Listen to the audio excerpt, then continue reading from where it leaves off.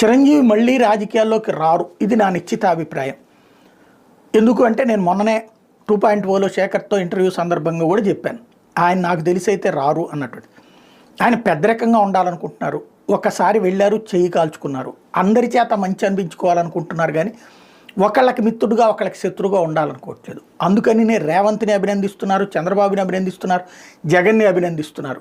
ఎవరు అధికారంలో ఉంటే వాళ్ళని అభినందిస్తున్నారు, వాళ్ళకి అండగా నిలబడుతున్నారు. అదే సందర్భంలో తను ఎవరికి శత్రువుగా ఉండట్లేదు, బాధ్యతాయుతంగా స్పందిస్తున్నారు. ఫిల్మ్ ఇండస్ట్రీకి కష్టం వచ్చినప్పుడు పెద్దరకంగా ఆదుకుంటున్నారు. అట్లాంటి చిరంజీవి మోడీ 2 సార్లు ఆ మధ్యన అల్లూరు సీతారామరాజు విగ్రహావిష్కరణ సందర్భంగా, తాజాగా ఢిల్లీలో జరిగిన సంక్రాంతి సంబరాల సందర్భంగా చిరంజీవిని పిలవటం, చిరంజీవి అక్కడ అతిథిగా పాల్గొనటం, మోడీ అప్రిషియేట్ చేయడం, ఇదంతా జరిగింది. ఈ దశలో ఇంకేముంది, బీజేపీలోకి వెళ్ళిపోతున్నాడు, బీజేపీ ముఖ్యమంత్రి అభ్యర్థి అవుతున్నాడు అన్నప్పుడే నేను చెప్పా చిరంజీవికి ఇంట్రెస్ట్ లేదు, భారతీయ జనతా